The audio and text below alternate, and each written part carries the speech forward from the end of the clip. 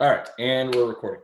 Great. So, guys, we're just going to be going over imperialism and a couple other things that are really linked to imperialism. All right. Uh, Basically, it's going to be a pretty short video today because so much of what we're getting into is covered by the imperialism video. That does a great job of explaining all that. All right, and everybody, make sure to mute yourself. Make sure to mute yourself. All right, cool. So I'm going to share my screen real quick. There we go. And this is the imperialism canvas module. Right, we're just going to be going through that. Where's my meeting controls? There we go. Let's see here. Chat up as well. Sorry, guys. I just got to set up my stuff real quick. All right. So as we're going, if any of you guys have questions, shoot them into the chat. All right. But as far as countries that have been imperialized, all right, you can see from this map, very, very, very, very, very huge amount of this planet has been imperialized by other people, specifically people from Europe, all right? You see right here, everywhere that's purple is Europe, all right? While everywhere that is green is colonized or part of an empire that was then controlled by Europe. Blue areas such as China, Turkey, and Saudi Arabia have partial European control or influence.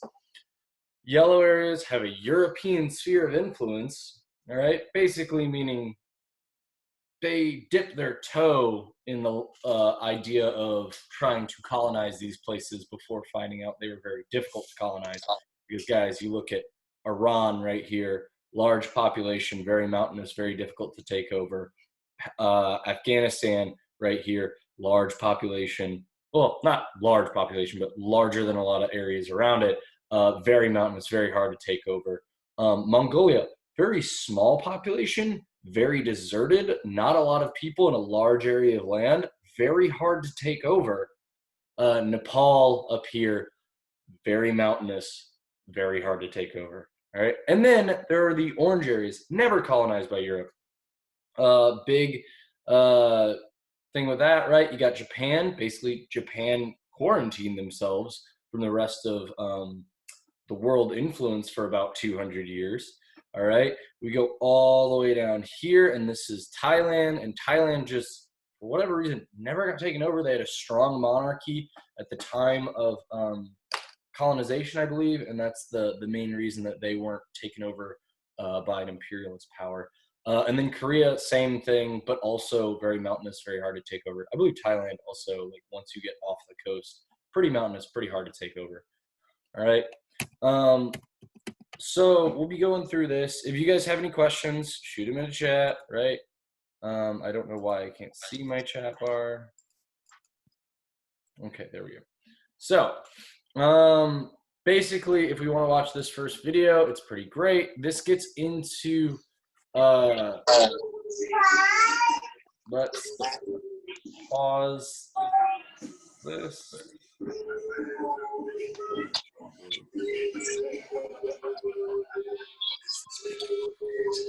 Oh, hey, look at that. Great. Let me Zoom recording. There we go. So pay attention to what John Stewart's saying. It's basically getting into the idea about why we even show this clip, because it gets into the bad aspects of imperialism. We just went back to where a lot of these problems started. Sin. The British man 100 years ago drawing a map of a place he'd never been to, filled with people he'd never met, forming new countries with no attention paid to ethnic or religious tensions. Ladies and gentlemen, I give you Sir Archibald Mapsalot III.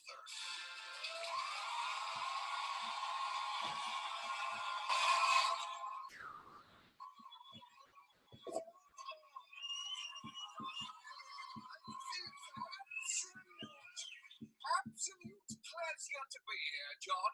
Now, what's all the bother about?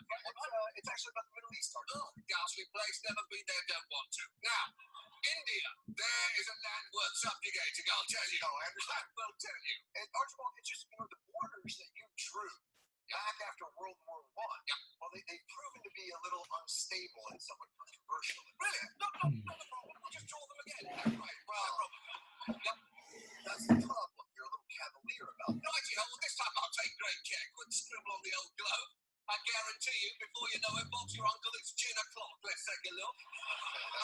Yep. I see your problem right here. The lines are too squiggly, John.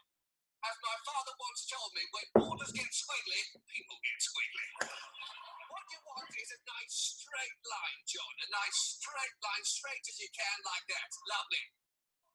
Yeah, that's straight. What you've done there, actually, though, is taken some land from Turkey, and then now you've got a Kurdish population there in a disputed zone. Oh, so that's So, right, this idea that a European power would come in and thus redraw the map, put people together that weren't traditionally together, or taking land away from one group to give it to another group that they prefer, you can see how that would lead to issues, right? It would lead to problems and conflict in the future. And that's kind of what this whole bit is about, is that this European person came in and decided that, oh yeah, these are where the lines are going to be, drawing over all sorts of different allegiances to religion, race, ethnicity, tribes, clans, cultures, all sorts of things, dividing groups, forcing groups together, leading to more conflict in the future. All right. So if you want to take a closer look at that one, go ahead. It's a good one. It's a good video that kind of gets into the mindset of the European conquerors and colonists and imperialists. All right. So why is this whole thing important? It's because imperialism shaped human interactions over history. It leads to current day political feuds. All right. For instance, you can even look within Europe itself. We have a new type of imperialism happening in Eastern Europe, where Russia is currently trying to take over Ukraine, right? Trying to take over a sovereign nation that used to be a part of it, and now it wants it back, and it's trying to take that land back for itself. It's almost similar to Great Britain deciding that, oh, we used to own America, we want that back, and them trying to invade America and take our land. All right, it's an issue. Then there's also discrimination that happens worldwide. A lot of this discrimination is kind of off the books, right? It's basically, if we want to look at the discrimination that's happening, it's because, right, you have Europe at the top, right? Europe is the core country at the top of the, or core area with the top, with the most power and everything, and they have a huge amount of economic power, but they don't give it out that well. All right, they don't do a great job of giving out the. Oh shoot, the audio is not doing great. Here, let me see if I can't. There we go. I'm gonna use. Can you hear me better now? Is that better, Bo? All right, sorry, trying to get this. Okay, great. So, basically, discrimination, it's from the top down. Okay. So, if you had one part of the world that was at the top of the world and thus took over the rest of the world, even now in 2020, the 21st century, we still have the fact that Europe has more of the world's wealth and is stingier about giving it out to the rest of the world. So most of the world's wealth is concentrated in a very small area. At the same time, that small area could vastly help the rest of the planet, and that's not really happening. And it's because of a holdover from imperialism. All right, that discrimination happens. Okay. Imperialism also allows us to understand diffusion, right? There's the spread of ideas, culture, language, religion, technology. All sorts of things have been spread around the world due to imperialism. And some of it is good, like the technology that imperialism spread, generally a pretty good thing. Allows people to live longer lives. We have more agriculture. We are making more food than ever before in the entire world. But at the same time, we have cultures being brought in that are basically changing the way of life for whole groups of people, potentially for the negative, right? It paved the way for globalization. So we have our global economic system. It's why I can buy a hat that was made in Malaysia, right, in America at the mall, right? It's why we can have avocados.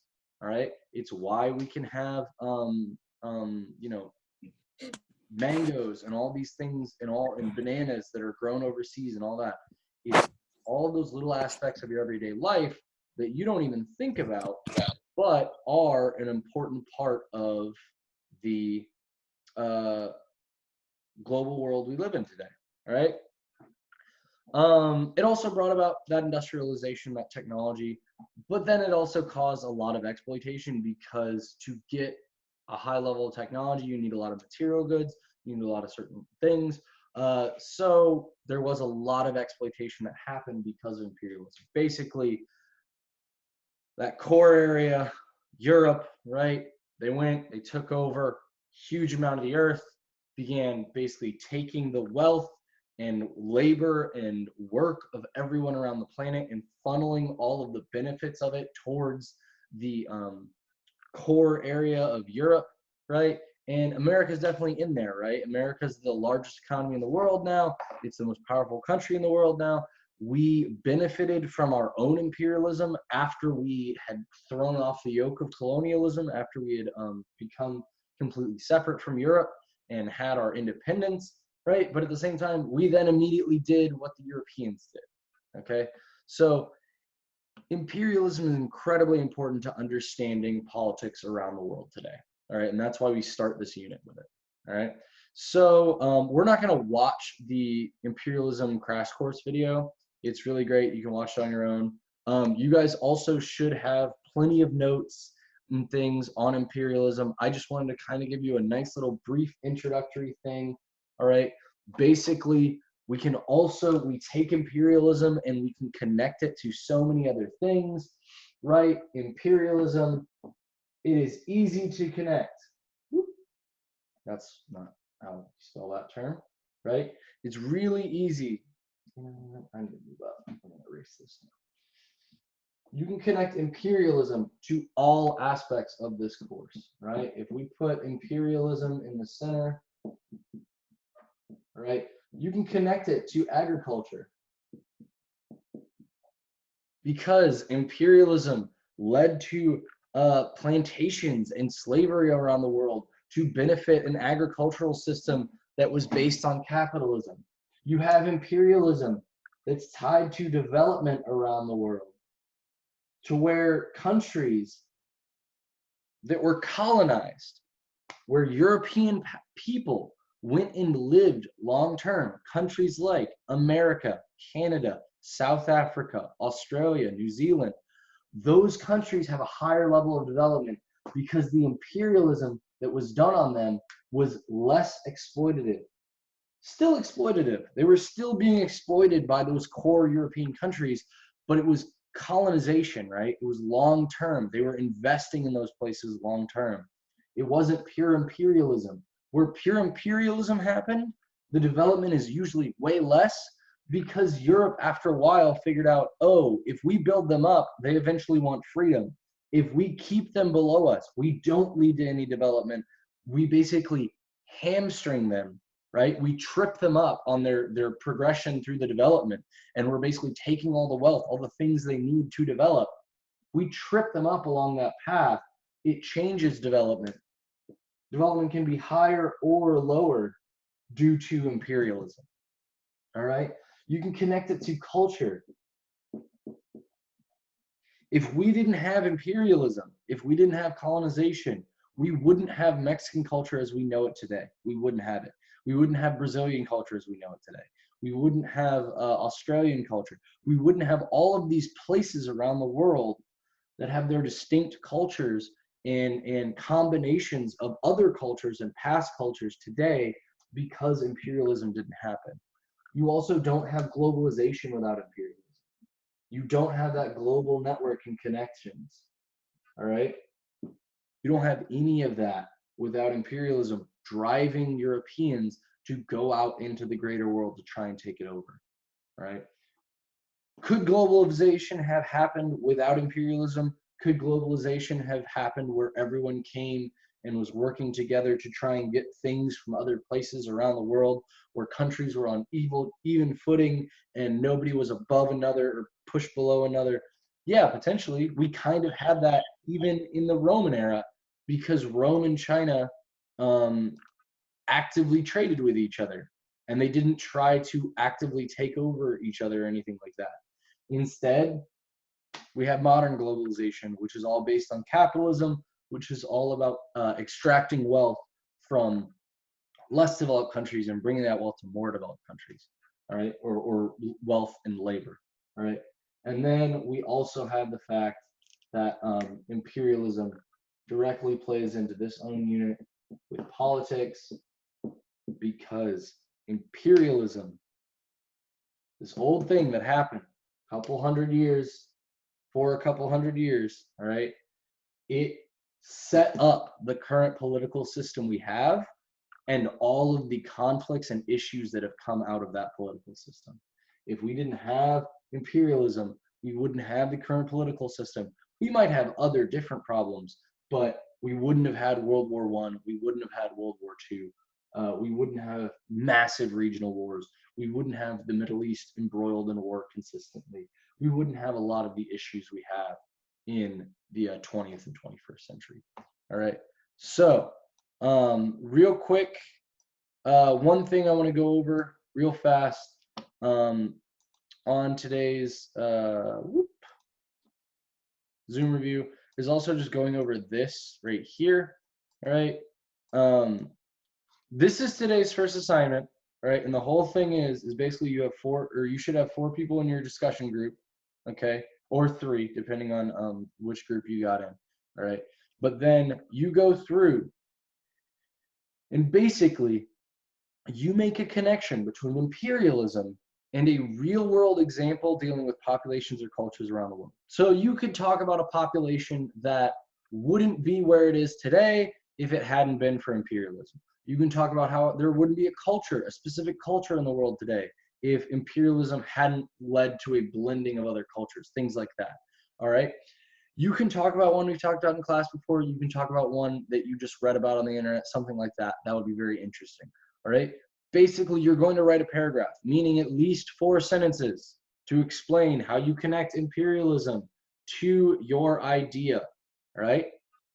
After you write out your paragraph right here, you will grade a group member's paragraph using the following rubric. All right. If they don't get a perfect score, you need to write at least 2 sentences explaining why. Okay. So, example chosen. It goes from a 0 to 3 scale. 0, the example doesn't deal with imperialism at all. They started talking about something that doesn't deal with imperialism at all. They began to talk about how, shoot, I don't know, seashells can be a bunch of different colors, right? They start talking about something that's a completely different subject. They start talking about other things, and they don't bring it back to imperialism. Because you could even talk about other subjects. You could talk about, hey, why do you think Spanish in Texas, in America, is the second most spoken language in this state? Why would Spanish be the second or the most popular language to learn in American high schools? You could talk about it's because of imperialism. It's because of colonialism, right? There's a whole bunch of different things you could talk about, okay? But you need to grade somebody's stuff, right? You wait until they answer. You look at their example. It doesn't deal with imperialism at all, they don't get any points. Or it's a decent example of imperialism weakly affecting populations or cultures for a short period of time. So they only talk about something that really affected people for a very short period of time. It definitely didn't have a long-lasting effect on their culture, things like that. You could, if you didn't know, like Southeast Asia was taken over by the Portuguese before anybody else, right? So parts of Vietnam were conquered by the Portuguese, but then the French came and took it over. And French food is very influential on modern Vietnamese cuisine. So you can talk about that, right? But if you just focus on Portuguese for like a very short period of time, wouldn't do a whole lot, right? Not a great example. Decent example, right? So you have it to where it's basically you could talk about imperialism or colonization affecting a population for a short period of time. And I'm saying like, 20, 30 years, not a big deal. People came, they took over, they were worked for a while, and then they left, right? If you only talk about those 30 years, not that important. You really want a fantastic example of imperialism having a long-lasting and powerful effect on a population or culture. All right. The explanation. They can have no explanation, get no points. The explanation is very short, very weak, and only deals with a single aspect of the example. So basically, they're just talking about population or culture. All right. They are just talking about something for like a very, very short sentence, like Spain brought Spanish to America. Like if I go back to my example earlier, that's not a great explanation. The explanation needs to be at least a decent length and lays out the connection between imperialism and their cultures and population. And they do a really great job. Give them 3 points on it. Explanation is particularly strong and describes the connection between imperialism and their example well, with multiple reasons explained. So you need multiple reasons to really get the most points. All right. And then as far as the writing goes, if it's nearly impossible to understand what the heck they meant, give them no points. If it's difficult to understand what they meant, but they could use a rewrite to make it clear, give them 1 point. If it's easy to understand but has a few parts that could be rewritten for clarity, give them 2 points. And for 3 points, it's easy to understand with no obvious sections needing to be rewritten. All right, this is on you guys. And then, guys, especially if you give them points off on the writing bit, you need to go and explain what they can do better to fix it, right? So for my example where I said Spain brought over Spanish to Texas, right? No, you need to expand this. It needs to be more than just this. Also, maybe add in a little bit more description, right? You'd say that Spain originally brought over Spanish when they were conquering Mexico, and Mexico, of course, took over Texas before it was Texas, when it was still called Tejas, right? And then you could bring up a bunch of stuff, right? Bring up American imperialism, because guys, if you didn't know, American imperialism is why Texas is an American state today instead of a Mexican state today, all right? So all that stuff, check it out. You got to write a paragraph that explains the connection between imperialism and a real world example, right? Post in the discussion. Grade a group mate using the rubric. They should score between a 0 to 9 out of 9. If no one has answered yet, set a timer on your phone, check back in 3 hours. Explain in at least 2 sentences why you gave the grade with some tips on how to make the grade better if it wasn't an 9 out of 9. That's what you're doing today. All right. Does anyone have any questions? All right, here, I'm actually going to stop the share. All right, and then I'm going to stop the recording. If anyone has any questions, ask them now.